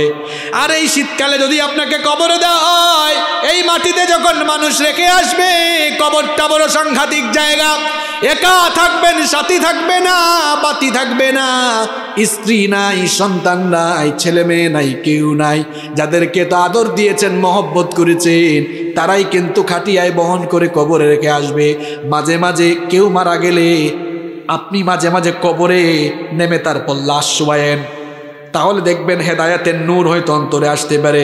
আমি বহু মানুষকে কবরে শোয়াইছি, আর কবরে যখন রাখবেন কলিজাটা কিন্তু মুচুর দিয়ে উঠে। কি সাংঘাতিক জায়গা! ডানে বামে সব দিকে পিঁপড়া, পোকামাকড়। কবরে রেখে দেওয়ার পরে যখন উপরে বাঁশের ছাউনি দিয়ে দেয়, তারপরে যখন আস্তে আস্তে মাটি দেওয়া শুরু হয়, কবরের অন্ধকার বাড়তে থাকে না কমতে থাকে। কবরটা কিন্তু বড় সাংঘাতিক জায়গা। ওই কবরকে ভয় করুন। মানুষের উপরে আর অবিচার করবেন না, জুলুম করবেন না। যদি আপনি জুলুম করেন, নবীজি বলেছেন ইত্তাকুজ জুলম, জুলুম থেকে বিরত হও, ফা ইন্নাজ জুলমা যুলুমাতুন ইয়াউমাল কিয়ামাহ, জুলুমের পরিণাম কিন্তু ভয়াবহ অন্ধকার হবে বলেছেন মুহাম্মদ সাল্লাল্লাহু আলাইহি ওয়াসাল্লাম। কবরটা এমনি অন্ধকার, কবরে কিন্তু বাতি নাই, সাথী নাই। এই যে এখন রাতের বেলা যদি সবগুলো লাইট অপারেটর বন্ধ করে দেয়, এই জায়গাটাও কিন্তু অন্ধকার হয়ে যাবে। এই জায়গা কি আর অন্ধকার, কবর হলো তার চাইতে আরো বেশি অন্ধকার। ওই কবরে কোনো বাতি থাকবে না, সাথীও থাকবে না। আপনি যদি মানুষের উপর জুলুম করে যান, কবরটা কিন্তু আরো অন্ধকার হয়ে যাবে, কবরটা জাহান্নামের গর্তে পরিণত হয়ে যাবে। মানুষের মধ্যে ন্যায় বিচার করে যান, দেখবেন আপনার এই ন্যায় বিচার, নেক আমল কবরে আলো হয়ে যাবে। কবরটাকে আপনার জন্য জান্নাতের বাগান বানিয়ে দিবেন কে? আসতে বলবেন না, আরেকটু জোরে বলেন কে? এই জন্য আমরা মানুষের উপরে কখনো অবিচার করব, ন্যায়ের পথে চলবো, হক কথা বলবো। হক কথা এখন আমরা অনেক হুজুররাই বলতে পারি না। এক হুজুর চাকরি পাইছে নতুন মসজিদে, ঘটনা কি বলবো। এখন হুজুর খুব সুন্দর নোট করেছে, সুদের বিরুদ্ধে ওয়াজ করবে। সুদের বিরুদ্ধে ওয়াজ শুরু করছে, কিছুক্ষণ পর সভাপতি কাশি দিছে। হুজুর বুঝছে ওয়াজ কিন্তু কমন পড়ে গেছে, এখানে আর সুদের ওয়াজ হবে। শুরু করছে আবার সুদের ওয়াজ বদলাইয়া ঘুষের ওয়াজ। এবার সেক্রেটারি কাশি মারছে। হুজুর বুঝছে এই ওয়াজটাও কিন্তু কমন পড়ছে। এবার ঘুষের ওয়াজ বাদ দিয়া কয় আজকে চাঁদাবাজির ওয়াজ করবো, শুরু করছে চাঁদাবাজির ওয়াজ। কিছুক্ষণ পর ক্যাশিয়ার বলে, এখানেও দেখি উহু উহু শুরু হয়েছে, এরকম কাশি শুরু হয়েছে। হুজুর বলে ওয়া আখির দাওয়ানা আলহামদুলিল্লাহি রাব্বিল। এরকম অনেকে মসজিদ কমিটির লোকের ভয়ে হক কথা বলেন, আছে? আরে ভাই, আপনি যদি কারো ভয়ে হক কথা বলতে না পারেন, ইমামতির মতো ওই সম্মানের জায়গা ছেড়ে দিয়ে আপনি মাটি খেটে ভাত খান, এটা আপনার জন্য সম্মানের হবে। আর রাসূলুল্লাহর মিম্বরে বসেছেন, এখানে আপনি কাউকে পরোয়া করে নয়, হক কথা আপনাকে বলতেই হবে, হকের পক্ষে আপনাকে থাকতে হবে, ন্যায়ের পথে চলবেন, ন্যায় কথা বলবেন। এটাই হচ্ছে নবীজির চরিত্র। কষ্ট হচ্ছে আপনাদের? নাম্বার 5, আমার নবীর 5 নাম্বার চারিত্রিক গুণাবলী বলছি। আমার নবী ছিলেন একজন বিনয়ী মানুষ। তিনি কষ্ট পেয়েছেন কিন্তু জীবনে কাউকে কষ্ট দেন, দুঃখ পেয়েছেন কিন্তু কাউকে কখনো দুঃখ দেন। মানুষের সঙ্গে সুন্দর ভাষায় কথা বলতেন, সুন্দর আচরণ করতেন। এখন আমরা দেখা যায় কর্কশ ভাষায় মানুষের সঙ্গে কথা বলি, আঘাত দিয়ে কথা বলি, প্রতিবেশীর হক আমরা নষ্ট করি। নবীজি প্রতিবেশীর কাছ থেকে কষ্ট পেয়েছেন কিন্তু প্রতিবেশীকে কষ্ট দেন। আমরা এখন প্রতিবেশীর কথা বাদ দিলাম, আমরা সন্তান হয়ে নিজের মা বাবার উপরে অনেক সময় জুলুম করে বসি। অথচ আমার নবীর চরিত্রটা কেমন ছিল শুনেন। নবীজি তো জন্মের আগেই বাবা হারিয়েছেন, 6 বছর বয়সে মাকেও হারিয়ে ফেলেছেন। নবীজির দুধমা হালিমাতুস সাদিয়ার প্রতি নবীজির কত সম্মান ছিল শুনেন। নবীজি একবার সাহাবীদের সঙ্গে এক জায়গায় মাংস বন্টন করছেন, ঠিক সেই সময় একজন বৃদ্ধা মহিলা নবীজির দিকে আসতেছেন দেখে নবীজি ওই মহিলাকে রিসিভ করার জন্য এগিয়ে গেলেন। ওই মহিলা বসার জন্য এবার নবীজি তার শাল, তার চাদর মোবারক খুলে বিছিয়ে দিলেন। এই কাণ্ড দেখে সাহাবারা অবাক হয়ে গেলেন। এ কোন ব্যক্তি আসলো যার জন্য নবীজি নিজে তার চাদর মোবারক বিছায়া দিলেন।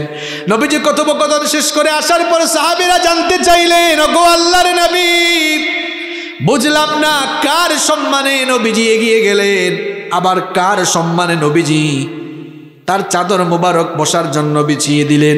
নবীজি বললেন, সাহাবীরা, যার জন্য এগিয়ে গেলাম আর যার জন্য চাদর বিছিয়ে দিলাম সে দুনিয়ার সাধারণ কোনো মানুষ নয়। আমি তো দুনিয়াতে আসার পরে আমার মায়ের কোলে কাকে চড়ে বড় হওয়ার কিসমত বেশি দিন হয় নাই। যেই মহিলার কোলে কাকে চড়ে আর যেই মহিলার দুধ পান করে আমি বেড়ে উঠেছি, ইনি হচ্ছেন আমার দুধমা হালিমাতুস সাদিয়া। সুবহানাল্লাহ। তো নবীজি তার দুধ মায়ের সাথে এমন সম্মানজনক আচরণ করেছেন, আর আপনি আপনার আপন মায়ের খোঁজ খবর নেন না। ছোট্টবেলার সেই কাহিনী ভুলে গিয়েছেন আপনি। আপনার যখন সামান্য একটু জ্বর হতো, আপনার মা আপনার বাবাকে জানাতো, আপনার ছেলের জ্বর হয়েছে, তাড়াতাড়ি হসপিটালে নিয়ে যান। আরে আপনার বাবা টাকা পয়সা না থাকলেও মানুষের কাছ থেকে ধার করে এনে আপনার চিকিৎসা কিন্তু ঠিক মতো করিয়েছে। আপনি এই অবস্থা ভুলে গিয়েছেন। আজ আপনার বাবা বুড়া মানুষ, অসুস্থ অবস্থায় বিছানায় পড়ে আছে, আপনি ঠিক মতো চিকিৎসা করান না। আপনার মা বুড়ি মানুষ, অসুস্থ, চিকিৎসা করান না। ছোটবেলার সব কথা আপনি ভুলে গিয়েছেন, এমন মুখ খারাপ হয়েছেন। নবীজি বলেছেন মা বাবার সঙ্গে খেদমত, মা বাবার সঙ্গে উত্তম আচরণ করো, তাদের খেদমত করো। মা বাবার সন্তুষ্টিতে আল্লাহ সন্তুষ্ট, মা বাবার অসন্তুষ্টিতে অসন্তুষ্ট কে? নবীজি বলেছেন হুমা জান্নাতুকা হুমা নারুকা, এই মা বাবা তোমার জন্য জান্নাত, আবার মা বাবা তোমার জন্য জাহান্নাম। খবরদার আমার যুবক ভাইরা, মা বাবাকে কখনো কষ্ট দিও না। রাগ করে গলা মোটা করে ঝিরকি দিয়ে কথা বলো না, বরং আল্লাহ বলছেন ওয়াকুল লাহুমা কওলান কারীমা, তোমার মা বাবার সাথে সম্মানজনক ভাষায়, ভদ্র ভাষায়, বিনয়ের সঙ্গে কথা বলো। আদেশটা কার? মা বাবার সঙ্গে ভাষা নরম করে, কণ্ঠ নরম করে কথা বলবেন। চোখ মোটা করে কথা বলবেন না, মাথা নিচু করে সুন্দর করে কথা বলবেন, ভদ্র ভাষায় কথা বলবেন। মা বাবার খেদমত করেন, রাতের বেলা বাবার মাথাটা টিপে দেন, বাবার মাথা টিপে টিপে তাকে ঘুম পাড়ান। এই বাবা এই মা কিন্তু ছোটবেলায় আপনার মাথায় হাত বোলায় বোলায় ঘুম পাড়িয়েছে। এখন বাবা বৃদ্ধ মানুষ, বুড়া মানুষ, হাত পাটা একটু টিপে দেন, মাথা টিপে দেন, ঘুম পাড়ান। মা বাবার কাপড় চোপড়গুলো মাঝে মাঝে ধুয়ে দেন, মাঝে মাঝে কেন পারলে রেগুলার ধুয়ে দেন। ছোটবেলা আপনার বাবা আর মায়ের কোলে আপনি কত প্রস্তাব পায়খানা করেছেন, কোনোদিন রাগ করছেন? তাই এখন আপনি মা বাবা বুড়া হয়ে গিয়েছেন, তাদের কাপড় ধুয়ে দেন। এই যে এখন বাজার থেকে আসতেছেন, শীতের দিনে বাজারে কমলা আছে, কমলা কিনে আনেন, কমলা কিনে এনে ছিলে ছিলে মা বাবার পাশে বসে আদর করে করে খাওয়ায় দেন। দেখবেন মা বাবা খুশি হয়ে যদি একটা মুচকি হাসি দেয়, রে ভাই, আল্লাহর আরশ আপনার উপর খুশি হয়ে যাবে। মা বাবার খেদমত করুন, মা বাবার খেদমত করুন। ঘরের ভেতরে জান্নাত রেখে অন্য জায়গায় জান্নাত তালাশে যাওয়া লাগবে না। নবীজি বলেছেন তোমার মায়ের পায়ের তলায় আমি তোমার জন্য জান্নাত রেখেছি। সুবহানাল্লাহ। মা বাবা হলো, যুবক ভাইরা শোনো, মা বাবা হলো তোমার জন্য সবচেয়ে বড় পীর। এর চাইতে বড় পীর তোমার জন্য আর নাই। তুমি যে পিসাবের কাছে মুরিদ হইছ, ওই পিসাবের দোয়া তোমার জন্য কবুল হইতেও পারে, নাও হইতে পারে, 50-50। কিন্তু তিনজন দোয়া করলে আল্লাহ ফিরাইয়া দেন না। এক নাম্বার হচ্ছে মুসাফির, মুসাফিরের দোয়া ফিরাইয়া দেন না কে? দুই নাম্বার হচ্ছে মজলুম, মজলুমের দোয়াও ফিরাইয়া দেন না কে? তিন নাম্বার মা বাপরে খুশি করেন। মা বাপ যদি খুশি হয়ে একটা দিন হাত তুলে দেয়, দুনিয়া আখিরাত আপনার উজালা হয়ে যাবে। সন্তানের জন্য মা বাপ যখন আল্লাহর কাছে হাত তুলে, ওই হাত আল্লাহ খালি হাতে ফিরাইয়া দেন না। দুনিয়ায় সম্মান চান, আখিরাতে নাজাত চান, মা বাবার খেদমত করেন, মা বাবার খেদমত করেন, মা বাবার খেদমত করেন। তাদের চেয়ে বড় অলি আপনার জন্য আর কেউ নাই, ঠিক কি না? নাম্বার 6, নবীজি ছিলেন একজন আদর্শবান স্বামী। আমরাও বিয়ে করে অনেকে স্বামী হয়ে গেছি। যারা বিয়ে করো নাই তারা তো এখনো মিসকিন আছো। তবে বিয়ের আগেই তোমাদের জন্য কথাগুলো আরো বেশি কার্যকরী হবে, কারণ জেনে ফেললে মানতে অসুবিধা হয় কম না বেশি? মানতে অসুবিধা হয় বেশি না? আপনাদের জোশ চলে গেছে তাই না? আমিও শেষ দিকে আসছি। বলেন তো, জেনে ফেললে মানতে সুবিধা হয়, মানতে সুবিধা হয় কম না বেশি? তো আগে ভাগেই জানি ফেলি। যুবকরা আবার শোনার, যারা বিয়ে করে ফেলছেন তারাও শোনেন। আমার নবী কেমন আদর্শবান স্বামী ছিলেন। আমরা অনেকেই নিজের বিবির সাথে, স্ত্রীর সাথে দুর্ব্যবহার করি, আসে না নাই? আরে বাপ রে বাপ, বিয়ের পরে ভাবখানা এমন যেন সে নবাব জাদা নসরুল্লাহ, আর বউকে বানাইছে দাসী। সারাদিন ঘরের বাইরে ছিল, ঘরে এসে দেখেছে বউ এখনো খাবার বানায় নাই। মাথা নরম না গরম? তো গরম হওয়া তো নবীর সুন্নত না, আপনার যে গরম হয়। আম্মা জানা আয়েশা রাদিয়াল্লাহু আনহা বলেছেন, নবীজি সারাদিন ঘরের বাহির থেকে ফিরে ঘরের মধ্যে ঢুকেছেন, যদি দেখতেন এখনো রান্না বান্না খাবার দাবার প্রস্তুত হয় নাই, নবীজি রাগ করতেন না, বরং বলতেন আয়েশা গো, আমাকেও রান্না করে নিয়ে যাও, আমি রান্না বান্নার কাজে আজ তোমাদেরকে সহযোগিতা করব। কোনোদিন ভাবিকে বলছেন চলো আজকে আমি একটু পেঁয়াজ কেটে দেই, তোমাকে একটু আলু কেটে দেই, বলছেন কোনোদিন? বলবেন কেমনে? আপনার জীবনটা তো দাম্পত্য জীবন তেনা তেনা হয়ে গেছে, সুখ নাই, শান্তি নাই, কারণ আপনার দাম্পত্য জীবনে রোমান্স নাই। আর রোমান্স আপনি যার কাছ থেকে শিখবেন তার জীবনই তো আপনি পড়েন নাই। মনে রাখবেন, মানতে গেলে জানতে হয়, জানতে গেলে পড়তে হয়। আমাদের বেশিরভাগ মুসলমান ভাই বোনরা নবীজির জীবনীটা একবারও পড়ে নাই, এরকম আছে না নাই? তো সে তো পড়ে নাই, জানবে কেমনে? না জানলে সে মানবে কেমনে? আমার আপনার নবীর দাম্পত্য জীবন কত চমৎকার ছিল শুনেন।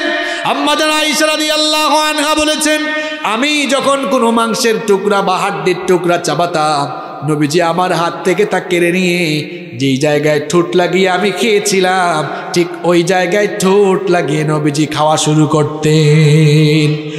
বলেন তো মহব্বত কম ছিল না বেশি ছিল? আপনারা তো ভাবি আর আপনি একসাথে খাইতেও পারেন না, খাইলেও একজন আর একজনের খাওয়াই দেন না, মাঝে মাঝে খাওয়াই দিন, এটাও সুন্নত। এক গ্লাসে পানি পান করবেন, গ্লাসটাও আপনারা আলাদা করে ফেলছেন, মহব্বত থাকবে কেমনে? আম্মা জান আয়েশা রাদিয়াল্লাহু আনহা বলেছেন, আমি গ্লাসের যেই জায়গায় ঠোঁট লাগিয়ে পানি পান করতাম, আমার নবীও গ্লাসের ঠিক ওই জায়গায় ঠোঁট লাগিয়ে তিনিও পানি পান করতেন। নিজের বিবিকে মহব্বত করবেন, ভালোবাসবেন, সময় দিবেন, বউয়ের সাথে সুন্দর আচরণ করবেন। ঘরে যখন যাবেন খাটাসের মতো কথা বলবেন না, ভাষা সুন্দর করে তারপরে কথা বলবেন। গিয়াই বউকে আগে একটা সালাম দিবেন। সালাম কি আপনারা দেননি? শুদ্ধ করে সালাম দিতে পারেন তো? দেখি একটা সালাম দেন। ওয়ালাইকুম আসসালাম ওয়া রাহমাতুল্লাহি ওয়া বারাকাতুহু। এখন তো অনেকে সালাম দেয় স্টাইল করে, কয় সালাম আলাইকুম। সালাম মানে শান্তি আর সাম মানে মৃত্যু। আসসালামু আলাইকুম মানে তোমার উপর শান্তি বর্ষিত হোক, আর সালাম আলাইকুম মানে তুই মরি যা। সালামের সঙ্গে সালাম আলাইকুমের সম্পর্ক আছে? আবার মহিলারা স্টাইল করে সালাম দেয়, আসসালামু আলাইকুম। আরে বাপরে বাপ, তারা সালাম আলাইকুম না, আসসালাম আলাইকুম, আসসালাম আলাইকুম খুব স্টাইল করে বলে আসসালামু আলাইকুম। আরে বাপরে, এটা কোন জাতের সালাম? সালাম হচ্ছে আসসালামু আলাইকুম ওয়া রাহমাতুল্লাহি ওয়া বারাকাতুহু, এভাবে দিবেন। ভাবিকে গিয়া সালাম দিবেন। ঘরের ভিতর ঢোকার সময় সালাম দিতে হয়, আদেশটা কার? ফাইদা দাখালতুম বুয়ুতান ফাসাল্লিমু আলা আনফুসিকুম, আছে না নাই? ঘরে ঢোকার সময় সালাম দিতে হয়। আপনারা সালাম দেন? কয় আমি কেন সালাম দিব? আমি জামাইয়ে না, জামাইকে সালাম দেয় নাকি? তো আপনি জামাই হয়েছেন বলে কি হয়েছে? সালাম দিবেন। এক ভাই কয় হুজুর সালাম দিয়ে একদিন বিপদেও পড়ছে। কি বিপদ? কয় কলিং বেল চাপছি, বউ দরজা খুলছে, বললাম আসসালামু আলাইকুম, বউ সালামের উত্তর তো দিলই না। কয় কি ঢং করো, ফাইজলামি করো আমার সাথে, আমারে তুমি চিনো না? না, আমরা মনে করি নির্দিষ্ট স্পেসিফিক কিছু লোককে সালাম দেওয়া যায় না। সালাম আমরা এক মুসলমান আরেক মুসলমানকে দিতে পারবো, ছোট বড় কোনো অসুবিধা। তাহলে নিজের বিবিকে মহব্বত করবেন। আমার নবী ছিলেন একজন আদর্শবান স্বামী। মাঝে মাঝে গিফট দিবেন, বিবাহ বার্ষিকী আসলে পরে চমৎকার চমৎকার সারপ্রাইজ দিবেন। পারবেন তো ইনশাআল্লাহ? এরপরে আসেন নাম্বার 7, 7 নাম্বার, আমার নবী ছিলেন একজন আদর্শবান পিতা, আদর্শবান বাবা। নবীজি নবুয়ত আর রিসালাতের এত ভারী বোঝা, এত ভারী দায়িত্ব পালন করার পরেও কখনো তার সন্তানদের খোঁজ খবর রাখতে তিনি দ্বিধাবোধ করেন নাই। সন্তানদের খোঁজ খবর রেখেছেন, কে কি করছে না করছে সব খোঁজ খবর রাখতেন। দ্বীনের পথে এগিয়ে দেওয়ার জন্য তিনি সব সময় তাদেরকে নসিহত করছেন। আপনার সন্তান, আপনার ছেলে, আপনার মেয়ে দ্বীন থেকে বের হয়ে গিয়েছে আপনার কারণে। বড় দুঃখ আর আফসোস লাগে, অনেক জায়গায় মাহফিলে যায়, অনেকে কয় হুজুর মা বাবার খেদমতের ওয়াজ একটু করেন। এক বেকুব গাছ না লাগিয়ে ফলের আশা করে বসে আছে। গাছ না লাগিয়ে ফলের আশা করা যেমন বোকামি, সন্তানের সব হক যথাযথভাবে আদায় না করে ওই সন্তানের কাছ থেকে খেদমতের আশা করাও কিন্তু বোকামি। তার হক আপনি আদায় করেন, কিছুই শেখান নাই তাকে। এক ছেলে একদিন আসছে, তার বাপ মারা গেছে, এসে কই হুজুর আমার আব্বু মারা গিয়েছে, জানাজার নামাজটা কেমনে পড়ে হুজুর একটু বলে দেন না।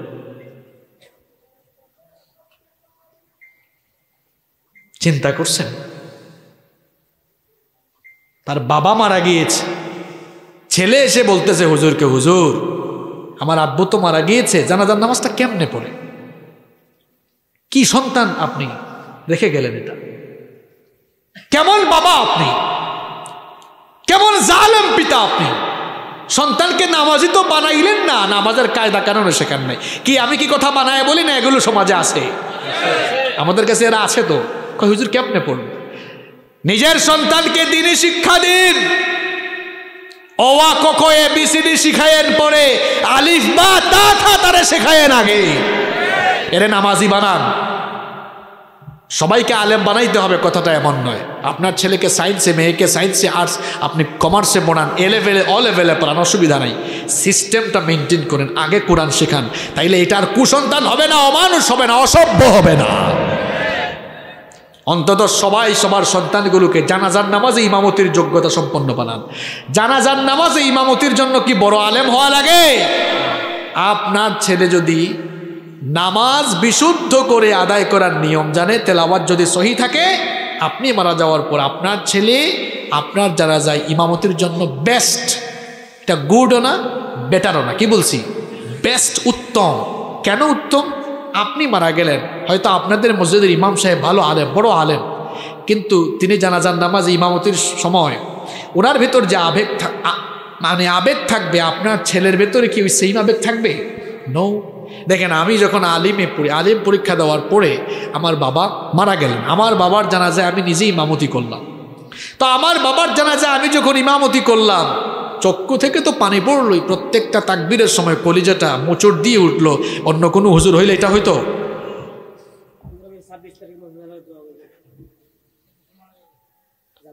ঠিক আছে, মাশাআল্লাহ, বসেন। এখন বলেন তো, আপনার ছেলে আপনার জানাজায় ইমামতি করলে, আপনার জানাজায় ইমামতি করলে যে ফিলিংস, আবেগ কাজ করবে, অন্য হুজুর থাকলে করবে? আমার বাবারা, প্লিজ নিজের সন্তানগুলোকে নামাজি বানিয়ে যান। আপনারা সন্তানের কাছ থেকে খেদমতের আশা আপনারা ঠিকই করেন, কিন্তু তার হক তো আপনি আদায় করেন না। তার হক আদায় করেন, তাকে দিন শেখান, দিন শেখান, দিন শিখান, দিনই শিক্ষায় শিক্ষিত করুন, নামাজি বানান। আপনার সন্তানের জন্য আমরা ওয়াজ করা লাগবে না, সে এমনি আপনার খেদমত করবে। তার হক আপনি আদায় করবেন না, আপনার সাথে অসভ্য আচরণ করবে। এমনকি আপনাকে ঘর থেকে বের করে ওল্ড হোম, বৃদ্ধাশ্রমে পর্যন্ত রেখে আসারও সম্ভাবনা আছে। এজন্য একজন আদর্শবান পিতা হন। নিজের ছেলে মেয়ে কি করে, কোথায় যায়, কি পড়ে, সব দিকে খেয়াল রাখুন, দ্বীনি শিক্ষায় শিক্ষিত করুন, তাদেরকে নামাজি বানান। আল্লাহ যেন তৌফিক দেন, বলেন আমিন। 8 নম্বর, আমার নবী ছিলেন একজন আদর্শবান দাদা, আদর্শবান নানা। আপনারা অনেকে এখানে দাদা হয়ে গেছেন, নানা হয়ে গিয়েছেন। দেখেন, আমার নবী তার 2 নাতি কলিজার টুকরা হাসান এবং হোসাইনকে এত মহব্বত করতেন। একজনকে ডান কাঁধে, আরেকজনকে বাম কাঁধে নিয়ে নবীজি একবার ঘর থেকে বের হলেন। একবার হাসানকে চুমু দেন, আরেকবার হোসেনকে চুমু দেন। এক সাহাবী দেখে বললেন, নবী গো, এই 2 নাতিকে আপনি কি খুব বেশি মহব্বত করেন নাকি? নবীজি বললেন, মান আহাব্বাহুমা ফামান আহাব্বানি ওমান আবগাদাহুমা ফাকাদ আবগাদানি। যে আমার এই 2 নাতিকে ভালোবাসলো, সে যেন আমি নবীকে ভালোবাসলো। যে আমার এই 2 নাতিকে আঘাত করলো, সে যেন আমি নবীর কলিজায় আঘাত দিল। নবীজি তার 2 নাতিদেরকে নিয়ে মসজিদে আসতেন। আপনারাও যারা নানা হয়েছেন, দাদা হয়েছেন, নাতিদেরকে নিয়ে মসজিদে আইসেন। বাপ যারা হয়েছেন, আপনারাও 7 বছরের উপরে ছেলেরা চলে গেলে মসজিদে নিয়ে আইসেন। দেখেন, আমার নবী, আপনারা তো অনেক সময় বাচ্চাদেরকে মসজিদে দেখলে আপনারা রাগ করেন। একবার এক চাচা দেখলাম ধমকাইতেছে। আমি মসজিদে ঢুকছি, শুনলাম চাচা বলতেছে, হাই। আমি ভাবলাম মসজিদে কুকুর ঢুকলো নাকি? দেখি না, কুকুর না, এক চাচা বাচ্চাদেরকে ধমকাইতেছে। বললাম, চাচা, বাচ্চাগুলাকে ধমকান কেন? কয়, দেখেন না, মসজিদে ঢুকে এরা শয়তানে দুষ্টুমি করে, হাসি ঠাট্টা করে। বললাম, করুক, অসুবিধা কোথায়? হাসি ঠাট্টা করতে করতে এরা নামাজ শিখবে। আপনি তাকে বের করে দিলে তো সে আর নামাজে আসবে? নবীজি কোনোদিন বাচ্চাদেরকে মসজিদ থেকে বের করে দিতেন না। 2 নাতি হাসান আর হোসাইন, এদেরকে নিয়ে নবীজি জুমার দিনে মসজিদে আসলেন। জুমার দিনে নবীজি মিম্বরে দাঁড়িয়ে খুতবা দিচ্ছেন। 2 জন মুসল্লিদের সামনে দিয়ে হাঁটাহাঁটি করে, দৌড়াদৌড়ি করে, চিল্লাচিল্লি করে। নবীজি রাগ করলেন না, খুতবা বন্ধ করে 2 জনকে হাতে ধরলেন। আবার মিম্বরে এসে 2 জনকে ধরে জুমার খুতবা চালিয়ে গেলেন। ধমকাইছেন নাকি? আবার আরেকদিন নবীজি ইমামতি করছেন, সাজদায় গেলেন। নবীজির নাতি হুসাইন নবীজির পিঠের উপর উঠলেন, আর নবীজির মাথার চুল ধরে ধরে টানলেন, আর বললেন, আমি এখন ঘোড়ার উপর উঠছি। কিসের উপর? নবীজি মনে মনে চিন্তা করলেন, এক্ষুনি যদি মাথা সাজদা থেকে উঠায় ফেলি আমার নাতি আমার পিঠের উপর থেকে পড়ে যাবে, হয়তো সে একটু কষ্ট পাবে। এজন্য নবীজি ভাবলেন আমার নাতির কষ্ট না হোক, আমার নাতি আরো আরাম করে খেলুক, এই জন্য নবীজি সাজদা আরো লম্বা করে দিলেন। তাহলে বলেন তো, বাচ্চাদেরকে মসজিদে আসার সুযোগ করে দেওয়ার দরকার কম না বেশি? যত বেশি তারা মসজিদে আসবে তত তারা নামাজি হবে, মসজিদমুখী হবে, ঠিক কিনা? এরপরে দেখেন 9 নম্বর, আমার নবী ছিলেন একজন আদর্শবান রাজনৈতিক নেতা। এখানে যত রাজনৈতিক ব্যক্তিত্ব এসেছেন আপনাদের উদ্দেশ্যে কথাগুলো বলি, আপনারা মানলে মানেন, না মানলে নাই, আমার আপত্তি নাই। বুঝলে বুঝভাতা, না বুঝলে তেজভাতা। মনে রাখবেন নবীর জীবনে কিন্তু কোনো কিছু বাদ। আমার নবী যদি রাজনীতির বাইরে থাকতেন, আপনারা কোন দিকে কমন সেন্স খাটাইয়া 10 বছর মদিনা রাষ্ট্রের প্রেসিডেন্ট তিনি ছিলেন কেমনে? মদিনা রাষ্ট্র, একটা রাষ্ট্র চালাইতে হইলে তো আইন লাগে, লাগে কি লাগে না? একটা রাষ্ট্র চালাইতে গেলে সংবিধান লাগে। নবীজির সংবিধানের নাম ছিল, আরো জোরে, কারণ আপনি রাজনীতি করতেই পারেন, কোরআনের বাইরে রাজনীতি করেন, অসুবিধা নাই। আমি আপনাকে গালিও দিব না, বকাও দিব না। আমি জাস্ট একটা প্রশ্ন করে এই পয়েন্ট থেকে সরব, কবরের মধ্যে রাখার সময় মানুষকে আমরা কি বলি? বিসমিল্লাহি। এই তো জায়গা মতো আসছেন। অর্থ কি বিসমিল্লাহ? আল্লাহর কথা কন না কেন? আল্লাহর নামে, ওয়া আলা মিল্লাতি রাসূলিল্লাহ, রাসূলের দলে উঠায় দিলাম। কিও কারে আপনি কার দলে উঠান? হে কি সারা জীবন রাসূলের দল করছে নাকি? কইবেন হুজুর রাসূলের দল পৃথিবীতে আছে নাকি? রাসূলের দল পৃথিবীতে একটাই, সেটা হলো ইসলাম। ইসলাম ওয়ালা লোকেরা কোরআন ছাড়া অন্য দিকে যাবে। আপনি যদি জীবন যৌবন কোরআনের বিরুদ্ধে কাটান, নবীজি বলবেন যেই লোকটার জীবন যৌবন আমার কোনো কাজে লাগলো না, কোরআনের কাজে লাগলো না, তার মরা লাশ নিয়ে এখন আর আমি কি করতাম? এই জন্য মরার পরে যদি রাসূলুল্লাহর দলে যেতে চান, নবীজির সুপারিশ চান, যতদিন বাঁচবেন ততদিন কোরআনের দলে থাকা লাগবে। এই জন্য বলছি, বুঝলে বুঝভাতা, না বুঝলে তেজভাতা। থাকলে থাকেন, না থাকলে থাকলে লাভ আপনার, না থাকলে লস। ইসলাম আপনার কাছে দায়বদ্ধ না, কোরআন আপনার কাছে দায়বদ্ধ না। কি মায়ার ভাষায়, মহব্বতের ভাষায়, আদরের ভাষায় আপনারে বুঝাই, তারপরেও না বুঝলে আমি কি করতাম? ইসলাম আর কোরআন আপনার কাছে দায়বদ্ধ না। আপনি ইসলাম না মানলে, কোরআন না মানলে ইসলামের কিছু আসে যায় না, কোরআনের কিছু আসে যায় না, আল্লাহরও কিছু আসে যায়। মানলে আপনার লাভ, না মানলে আপনার। এই জন্য বলেছি, ইসলাম আর কোরআন আপনার কাছে দায়বদ্ধ নয়, বরং আপনি নিজেই ইসলাম আর কোরআনের কাছে দায়বদ্ধ। আর কেমনে বুঝাইতাম আপনারে? বুঝলে ভালো, আল্লাহ যেন আমাদেরকে হেদায়াত দেয়। খুব কষ্ট হচ্ছে আপনাদের, আমিও শেষ পয়েন্টে চলে আসছি। নবীজির 10 নম্বর চারিত্রিক গুণাবলী বলছি। আমার নবী ছিলেন একজন আদর্শবান রাষ্ট্রনেতা। খুব ভালো করে শুনুন, কেমন নেতা তিনি ছিলেন। মানুষের নেতৃত্ব যখন দিলেন, আহারে কি চমৎকার গুণাবলী তার মধ্যে বিদ্যমান।